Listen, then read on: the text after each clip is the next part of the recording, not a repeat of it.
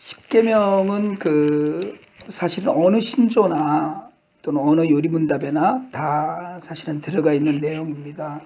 이 십계명이 들어가 있는 이유는 이것이 하나님의 율법이면서 또 사실은 우리에게 허락하신 하나님의 사랑의 결과다, 우리가 이렇게 얘기하기 때문에 그래요. 오늘 이제 우리가 하이델베르그 요리문답 35주에 십계명 두 번째 계명 우상을 만들지 말라는 주제로 서로 이야기를 나눠야 되는데요. 우리 96문, 97문, 98문 한번 먼저 문답을 한번 읽고 그리고 이야기를 다 계속하겠습니다. 96문부터 제가 문제를 질문을 읽고 답을 같이 읽는 순서로 갑니다. 제2계명에서 우리를 향하신 하나님의 뜻은 무엇입니까?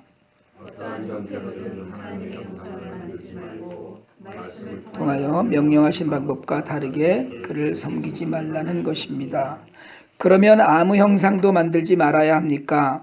하나님은 눈에 보이는 어떤 모양을 가진 분으로 그려질 수 없으며 그려져서도 안 됩니다. 피조물은 그림으로 그려질 수 있으나 그것들이 예배의 대상이 되거나 하나님을 섬기는 수단으로 사용되지 못하도록 하나님은 그러한 형상들을 만들거나 가지지 말라고 하셨습니다. 그렇다면 그 형상들을 교회에서 학습 보조 교재로 사용하는 것도 안 됩니까? 안 됩니다. 우리가 하나님보다 더 현명해지려고 해서도 안 됩니다. 하나님께서는 말 못하는 우상에 의해서가 아니라 살아있는 말씀의 전파를 통해서 자기 백성들이 가르침 받기를 원하십니다. 아멘. 아브라함의 아버지가 데라잖아요. 갈대아 우르에 살았었는데 갈대아 우르는 사실은 쉽게 얘기하자면 우상의 소굴이었다, 이렇게 얘기해도 이방 신들이 많이 있었습니다. 근데 사실은 하나님께서 하나님의 존재를 특정한 민족에게 나타나신 것이 이제 아브라함에 관한 것이고 11장 마지막 12장으로 이제 창세기에서 계속 넘어오는데, 이야기는 뭐냐면 갈대아 우르를 떠나서 데라가 아브라함과 조카 롯을 데리고 갈대아 우르를 떠나서 하란까지 왔다가 거기서 멈추고, 그리고 아브라함이 거기서 가나안으로 떠나는 거예요. 갈대아 우르를 떠나기 전에 탈무드에 그런 이야기가 있습니다. 아브라함의 아버지의 직업이 뭐였는지 아세요? 데라의 직업이? 아브라함의 아버지 데라의 직업은 성경에 나오지 않거든요. 탈무드에 뭐라고 나오면 우상장사로 나옵니다. 근데 탈무드에 여러 군데에 랍비들의 교훈 가운데 여러 군데에 아브라함의 아버지 데라의 직업이 우상장사였다, 이렇게 나와요. 탈무드에 아브라함을 굉장히 높이려는 의도에서 기록되어 있는 것일 수 있겠지만 그런 이야기가 있어요. 어느 날 아브라함의 아버지 데라가 와서 밖에 나갔다가 딱 들어와 봤더니 제일 큰 나무로 만든 신상 중에 제일 큰 신상 손에 도끼가 들려져 있고 나머지 신상들이 다 도끼로 무너져 있는 거예요. 다. 아버지가 깜짝 놀래갖고 아브라함 이제 큰아이니까 불러다가 이게 어떻게 됐냐, 왜 이따오 짓을 했느냐 이제 이렇게 얘기를 하니까 아브라함이 어떤 사람이 제사 음식을 갖고 왔는데 그걸 이 신들이 나눠 먹으려고 싸우다가 결국 저 제일 큰 신이 도끼로 다 때려 죽이고 지가 혼자 먹었다니 이렇게 얘기를 했어요. 그랬더니 아버지가 야 이놈아, 무슨 이게 뭐 할 줄 안다고 뭘 그런 얘기를, 그런 거짓말을 하느냐 이제 이러니까 아브라함이 그때 그랬다는 거예요. 아버지 이렇게 말도 못하고 움직이지도 못하고 아무것도 할 줄 모르는 이런 나무를 깎아서 파는 건 죄입니다. 그래서 이제 그때부터 데라가 마음에 충격을 받고 갈대아 우르를 떠나게 됐다, 이런 이야기가 탈무드에 있어요. 그리고 유대인들은 그 이야기를 정확하게 믿습니다. 사실은 그런 교훈을 믿고요. 사실은 셈족이죠. 셈족은 그러니까 아브라함의 아버지 데라는 셈족이에요. 그러니까 쉽게 얘기하자면 정통 아담과 셋으로 이어지는 정통 하나님의 계보 가운데 가장 하나님께로 가까이 갈 수 있는 믿음을 가질 수 있는 그런 족속이었는데도 불구하고 우상장사를 했다는 겁니다. 한국 사람들은 사실은 수천 년 동안 토테미즘에서 시작해서 그리고 불교와 유교를 거치면서 한국 사람들처럼 신심이 가득한 민족도 없습니다. 사실은 그런데 대체로 그 여러 신을 섬기는 것보다는 한 신을 섬기는 쪽에 굉장히 유능한 그런 토양을 갖고 있는 것이 한국 사람이에요. 사실은 어떻게 보면 기독교가 100년 동안에 저렇게 급작스럽게 부흥했던 민족은 한민족이 유일합니다, 사실은. 물론 뭐 근래 들어서는 저렇게 급하게 기독교가 망한 민족도 한민족이 유일하다고 이렇게 얘기해요. 지금 너무나 많이 망가져 있으니까. 오늘 이야기는 제2계명은 우리 1계명에서 뭐라 그러냐면 1계명이 뭡니까, 내용이? 제1계명이 뭐예요? 나 이외에 다른 신들을 섬기지 말라 안 해요. 하나님은 나 이외에 다른 신을 섬기지 말라고 그랬어요. 그러니까 섬김의 대상, 우리가 이걸 예배라고 얘기하는데 예배의 대상이 누구냐? 우린 그러면 예배의 대상은 누굽니까? 오직 한 분 하나님이에요. 다만 여기서 우리가 이야기할 때 반드시 아셔야 되는 건 삼위의 하나님입니다. 기독교의 하나님은 성부, 성자, 성령의 하나님, 세 분의 하나님이 위격이 다르다 그래갖고 영어로는 three person이에요. 우리는 위로 이야기하는데 세 분 하나님이셔요. 그러나 어쨌든 하나님 삼위일체예요. 한 몸씩 그 하나님을 섬기는 거예요. 우리가 예배의 대상은 하나님이에요. 우리가 흔히 성경 공부하면서 묻는 질문 중에 새신자반 교육하거나 이럴 때 이제 그런 이야기를 하는데 새가족반 할 때 믿음의 대상이 뭡니까, 우리? 믿음의 대상이 누구예요? 누굴 믿습니까, 우리가? 예수 그리스도를 믿는다는 게 정답이에요. 예수 그리스도의 뭐를 믿느냐 그러면 십자가 부활 사건을 믿는다는 것이 정답입니다. 근데 오늘 이제 1계명은 누구를 예배하느냐, 예배의 대상이 누구냐. 2계명은 예배의 방법을 가르치신 거예요, 하나님이. 이게 그래서 2계명에서 어떠한 형태로든 오늘 4절이 출애굽기 20장 4절이 시작을 뭐라고 그랬냐면 너를 위하여 새긴 우상을 만들지 말고 이랬어요. 너를 위하여. 하나님을 위해서가 아니에요. 왜 사람들이 우상을 만드느냐 하면 눈에 보이는 것을 찾기 때문에 그래요. 근데 하나님은 눈에 보이는 게 아니거든요. 여기 뭐 다 연배가 비슷한 분들이 오늘 앉으셔서 얘기가 좀 쉬울 것 같은데 저는요 어렸을 때 춘향이는 이효춘인 줄 알았어요. 비웃으시는 거예요. 그 다음에 뭐 누구죠? 또 한 누구 있었는데 춘향이는 그렇게 두 사람이 번갈아가면서 사는 건 줄 알고 왜냐면 드라마에 나온 사람이 그 사람이니까 아무 형상도 만들지 말라고 하셨어요. 이게 10계명의 명령이에요. 가톨릭뿐이 아닙니다. 사실은 동방교회에서 이 논쟁 때문에 거의 100년을 논쟁을 했어요. 1300년대죠. 그래서 결국은 성상형상론이라는 것이 이겼어요. 이겨서 그냥 막 성스러운 상은 만들어도 된다. 그러니까 율법의 요체인 10계명엔 전혀 너를 위하여 나를 만들지 말라는 거였거든요. 사실은 우리가 기독교가 요즘 잘못 가르쳐서 특별히 한국 기독교가 근본주의를 가르치기 때문에 어떤 걸 하느냐 하면 제일 대표적으로 하지 말아야 될 것 중에 제일 대표적으로 하는 게 뭐가 있냐면 땅밟기입니다. 땅밟기. 아세요? 봉은사에 들어가서 땅밟기 했던 청년들 사건 몇 년 전에 아주 유명했었죠. 이라크인가 어디 가서도 땅밟기 했죠. 사실은. 여러분 땅밟기는 여리고성 무너뜨릴 때 한 번 있었던 하나님의 역사예요. 그 이후에 성경 어디에서도 땅밟기를 하라는 명령이 없습니다. 그런데 우리는 성경에 있다는 걸 그걸 근거로 해갖고 땅밟기 하자는 거예요. 이것처럼 사실은 성경을 오도하는, 오역하고 왜곡하는 일들이 없어요.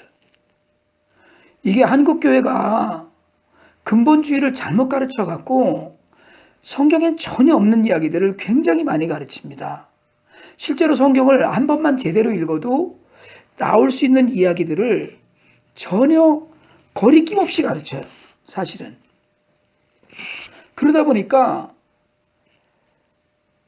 이 십계명 안에 있는 이런 말씀들, 그러니까 사실은 우리가 우상 숭배나 전혀 다름없는 행동들을 너무나 많이 하는 거예요. 하나님이 아닌 것을 하나님과 동등한 위치에 놓는 것, 이걸 우상이라고 그랬거든요. 그런데 왜 그러면 이 우상 숭배와 지금 오늘 이야기하는 그 우상을 만들지 말라는 이 우상, 새겨놓은 것들을 실제로 실물을 이야기하는 거예요. 대표적인 일이 뭐였습니까? 대표적인 일이 모세가 십계명을 들고 내려올 때 금송아지 만든 사건이었거든요.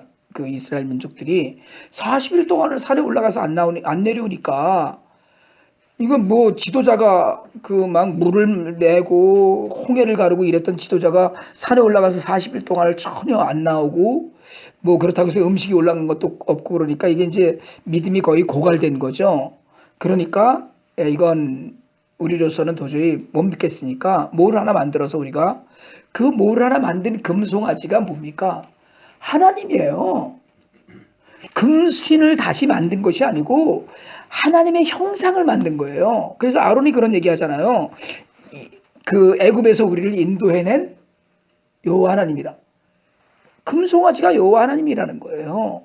그러니까 우리 안에 우리가 늘 이야기하는 것들 중에 사실은 하나님이 원하시는, 그러니까 하나님을 예배한다고 그랬어요. 대상은. 그런 방법이 하나님이 원하시는 방법대로 예배를 드려야 돼. 이게 예배예요. 사실은.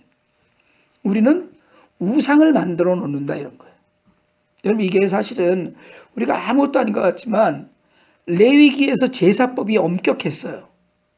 심지어는 가루는 몇 근을 해야 되고 그 다음에 그 위에 따르는 전주는 얼마를 해야 되고 하는 이런 얘기들이 계속 있었거든요. 심지어 그 아론의 두 아들들 나답과 누굽니까?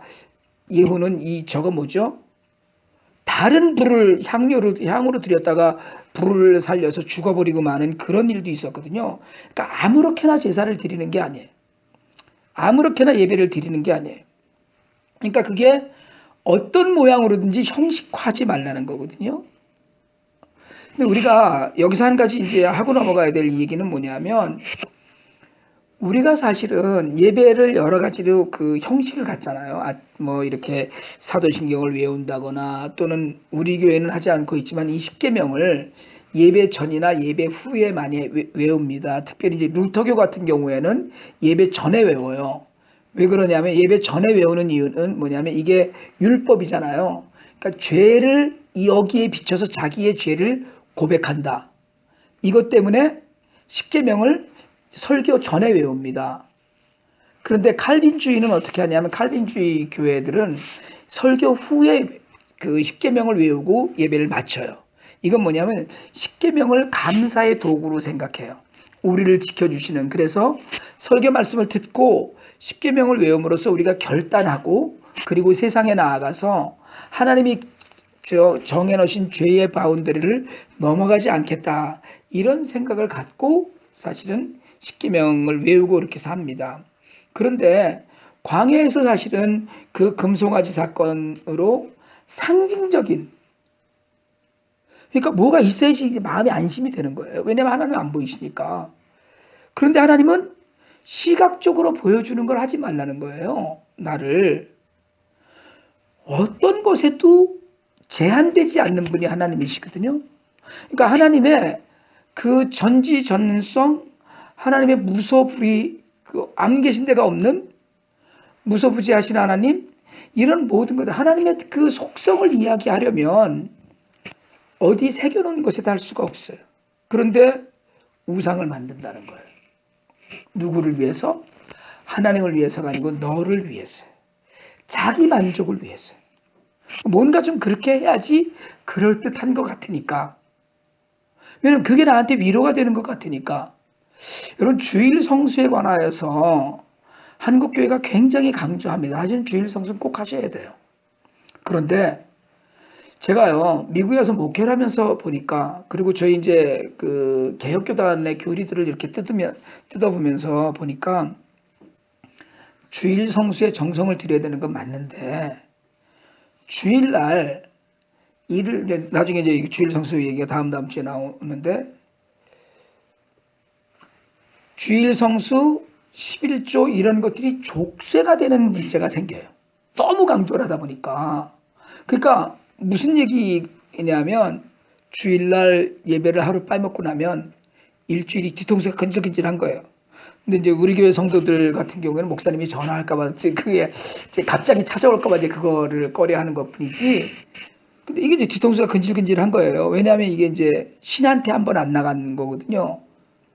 귀신 믿는 마음이 그대로 있어서인 거예요. 사실은 이게 11조를 안 하면 이번 주에 11조를 안 하고 났더니 그 주에 교통사고가 난 거야. 그래서 그걸 고치고 나서 봤더니 11조 헌금 떼어먹은 거가 그대로 들어갔다. 이런 간증들을 막 해요. 한국교회에서. 근데 그런 간증 많이 했으면 좋겠어. 목사 입장에서. 왜냐하면 그러면 헌금 많이 할 테니까. 그런데 그게 바르게 가르치는 건 아니라는 거예요. 헌금을 하나님 앞에 정성을 들여서 해야 되는 것은 맞는 이야기지만 그것들이 형식이 되어버려 갖고 죽겠네 이러면서 교회를 나오는 거. 그게 아니고 기쁨으로 나와서 감사의 예배를 드려야 되는데 지난번에 말씀드렸듯이 예배는 기쁨인데 그런 모든 것들이 우리를 얽어매기 시작하고 하나님의 형상화시키는 거예요. 하나님을. 그분은 11조를 안 하면 성질을 막 내는 분, 주일날 안 보면 언제 받느냐는 듯이 딴짓하는 분, 뭐 이제 이런 식으로 그게 우리 나름대로의 그런 문제가 생겨요. 예배에서 사도신경을 외우고 대표기도를 하고 찬송을 하고 대표기도에서는 감사를 하고 영광을 돌리고 속죄하고 중보하고 간구하고 감사하고 이러고 마친다. 이런 것들을 가르칩니다. 근데 그건 여러분들이 배우셔야 돼요. 예를 들자면 기도에는 어떤 식으로 하는 것이 옳다. 또는 뭐 예를 들자면 그 1대1 제자양 위에서도 기도의 순서를 가르치잖아요. 뭐 대표 기도를 할 때는 처음에 영광을 돌리고 감사하고 죄를 고백하고 그 다음에 중보하고 우리의 간구 그리고 오늘 예배에서의 은혜의 간구 그렇게 하고 뭐 그 감사로 마친다. 이런 순서들이 있다거나 사도신경을 하고 찬송을 하고 대표기도를 하고 뭐 봉헌하고 아니면 설교를 하고 그 다음에 봉헌을 하고 파송에 찬양을 하고 축도로 마친다거나 이런 순서들이 있잖아요. 어떤 순서들은 일어나서도 하고 어떤 순서는 앉아서 하고 하는 형식들은 예전이라고 그러는데 그런 예전은 그동안에 지난 2000년 동안에 교회가 그 예배를 드려오면서 어떻게 하면 하나님께 더 집중할 수 있을까를 연구한 거예요. 그래서 그걸 따르는 게 굉장히 좋습니다. 중요하고요, 사실은. 그러니까 저희가 한동안 그 교동문 전혀 안 했었거든요. 교동문을 절기 때만 한두 번씩 하고 안 했었는데 교동문이 주는 은혜가 사실은 우리가 예배에 집중을 하다 보면 교동문이 주는 은혜가 많아요. 사실은. 예배에 집중을 하다 보면. 그래서 저는 지금 이제 찬송가 뒤에 있는 실려 있는 교동문의 순서대로 그냥 쭉 가는데 어떤 목사님들은 교동문을 따로 그때그때 필요한 것들은 그냥 시편이나 아니면 다른 성경에서도 만들어서 교독을 하기도 해요. 그렇게 해도 되고 이렇게 해도 되고 정말 그런 것들을 하면서 하나님 말씀 앞에서 서로 성경을 교독하면서 누리는 은혜가 있기 때문에 그래요. 예를 들자면 예배가 이렇게 정형화되어 있는 그 교단 같은 경우에 뭐 루터교나 또는 성공회나 감리교나 이런 데 같은 경우는 아예 주보에 기도문들이 다 나오잖아요. 그래서 기도문들도 서로 응답하는 기도들도 하고 하는 그런 형식의 모든 것들은 은혜를 더하기 위한 거예요, 사실은. 그래서 저는 형식이 중요하다고 믿습니다. 왜냐하면 형식은 내용을 담는 그릇이기 때문에 그것이 잘만 집중해서 그러니까 예배에 잘 집중하는 사람들은 그런 것들이 다 은혜가 될 수 있다는 거예요. 그렇지만 이걸 너무 정형화하다 보면 그러면 어떤 문제가 생기느냐 하면 결국은 우상 숭배하듯이 그런 문제들이 생긴다는 거예요. 근데 중요한 것 오늘 우리가 다른 거 얘기할 거 없이 뭐 다른 형상들 그러니까 쉽게 얘기하자면 마리아 상인이 뭐 이런 것들 거기다 대고 절하고 이러는 건 옳지 않다는 거예요. 두 가지만 이야기하자면 첫 번째로는 십자가도 목걸이 우리 해가서 달고 다니잖아요. 제가 지난번에 말씀드렸죠. 그 웬만한 개혁교단에서 교회 안에 십자가 달지 말라고 그 권한다. 그냥 권고 사항이에요. 그렇지만 많은 교회들이 사실은 뭐 우리 교단 교회들도 가보면 십자가를 본당에 많이 걸어놓은 데를 많이 봐요. 왜냐하면 그건 상징이에요. 그냥 우리가 예수 그리스도의 십자가의 고난을 잊지 않겠다라는 상징이지 우리가 거기에다 대고 절하는 건 아니잖아요. 그런데 어떤 할머니들은 교회에 오면 십자가 밑에 가서 절 한번 하고 자기 자리에 가서 앉는 할머니들도 계셔요. 나무랄 일은 아니에요. 그러나 옳은 일이 아니에요. 그러니까 그런 분들을 잘 가르쳐서 그렇게 하시는 게 아니라고 가르칠 의무는 목사한테 있어요. 그건 반드시 가르쳐야 돼요. 그건 옳은 게 아니에요. 십자가 앞에 가서 절하고 이러는 건 옳은 게 아니에요. 그게 이제 형상화되고 우상이 되는 거예요. 그런 일들 때문에 저 십자가를 바라보면서 주여 이게 아니라는 거죠. 그러나 그럼에도 불구하고 많은 한국 사람들이 십자가를 바라보면서 마치 우상을 섬기듯이 보는 그런 폐해는 있어요. 그러면 오늘날에는 여러분 오늘날에는 우상숭배 어떻습니까? 아까 말씀드렸던 땅밟기나 영적 전쟁이라고 하는 단어들이 사실은 우상이나 다른 바 없어요. 요즘은 우상 숭배하는 교회는 전혀 없습니다. 뭘 만들어 놓고 여러분 그 신천지 이만희도 무슨 뭐 금덩어리로 그 두꺼비를 하나 만들어 놓고 절한다거나 이런 건 안 하잖아요. 사실은 그 뭡니까 통일교의 문선명이도 무슨 뭐 자기가 스스로 하나님이어서 문제지 무슨 형상을 만들어 놓고 거기다 절을 하거나 하지는 않거든요. 극단적인 그 이원론 세계관이나 신비주의적인 세계관 이런 것들이 우리를 우상화 쪽으로 가는 거예요. 그걸 우상화라고 그러죠. 그러니까 용어나 이런 것들에서 우리가 우상화의 그 어떤 편린들을 발견해요. 그러니까 땅밟기를 해야 된다거나 성경에 전혀 없는데 미신 믿듯이 믿는 거예요. 그게 미신을 믿듯이 하지 말라는 일을 계속 하는 거예요. 사실은 성지순례라고 하는 단어에 대해서도 실제로 많은 개혁교 목사님들이 거부감을 좀 갖고는 있습니다. 성지순례라기보다는 뭐 예를 들자면 그 성경 지휘 탐방이라든가 이게 옳은 얘기거든요. 사실은 그게 왜냐하면 자칫하면 요단강 물이 예수님이 세례받았다는 장소가 지금 성지화되어서 그게 우상화예요. 거기에 들어가 보고 싶은 거예요. 사람들이 다. 왜냐면 예수님이 그 물에 담갔다니까. 그건 사실은 바르게 배운 사람의 태도는 아니라는 거죠.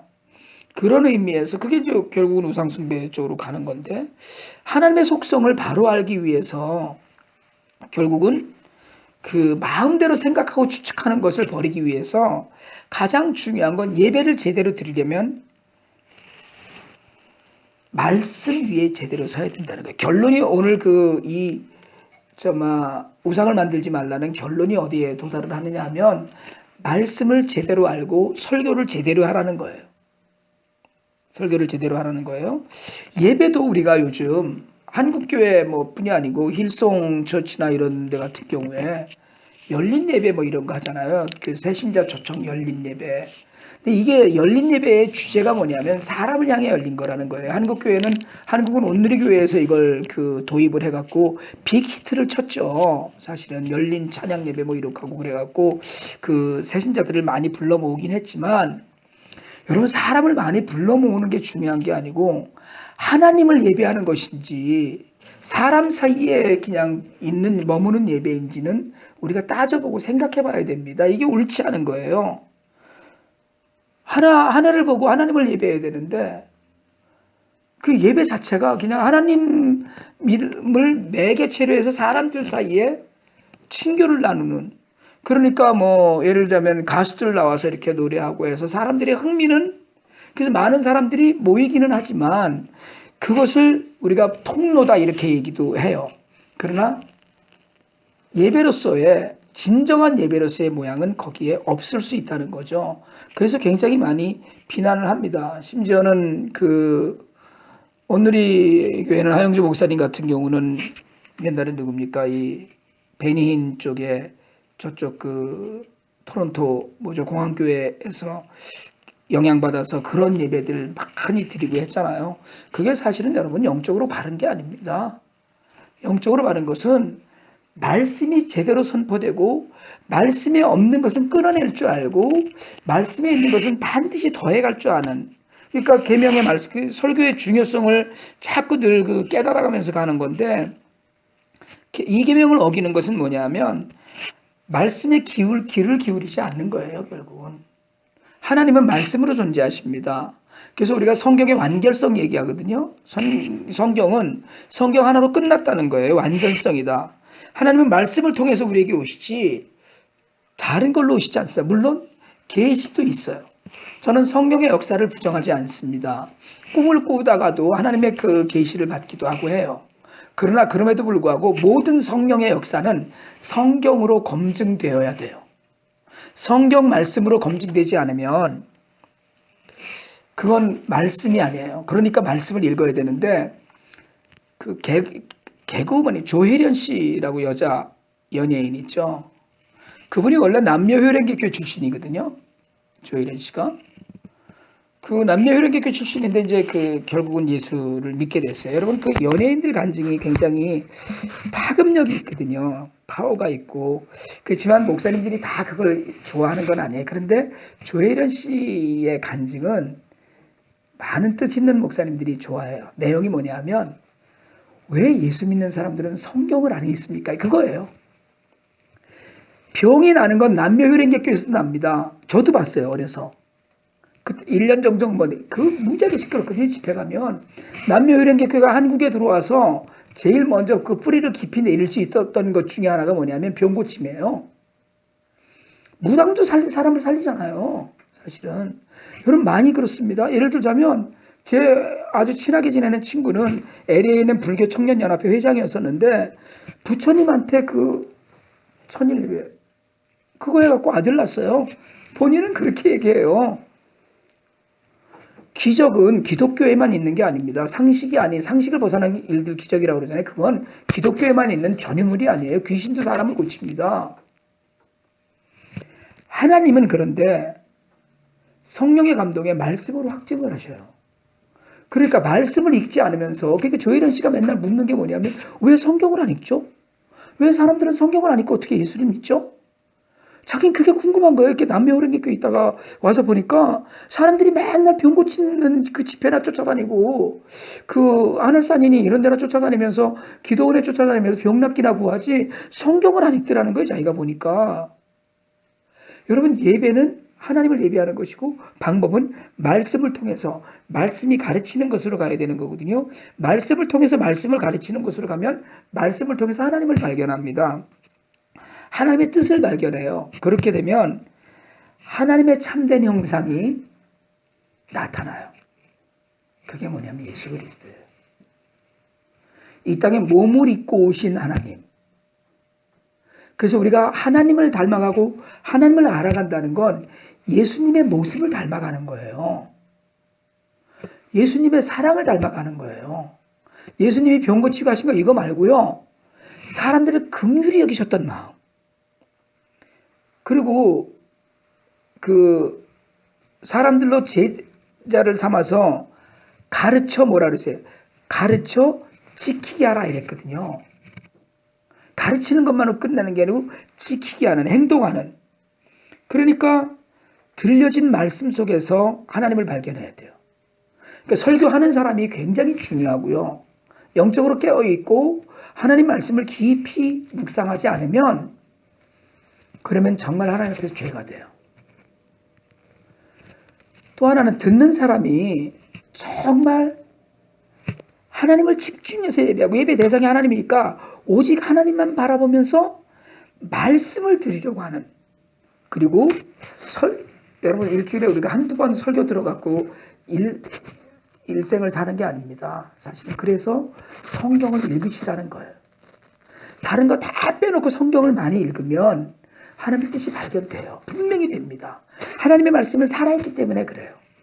그러니까 우상을 만들고 우상식으로 형식적인 거 이거 다 버리고 내용으로 믿으려면 말씀을 읽고 듣고 그 말씀 안에서 하나님을 발견해가고 그래서 그것이 예수 그리스도를 닮아가는 길이어야 돼요. 우상을 만들지 말라는 건 우리에게 말씀 안에서 하나님을 좇으라는 명령입니다. 우리가 이 명령대로 잘 하나님의 뜻 안에서 살아서 하나님의 은혜를 온 세상에 전할 수 있는 우리 모두가 되기를 원합니다.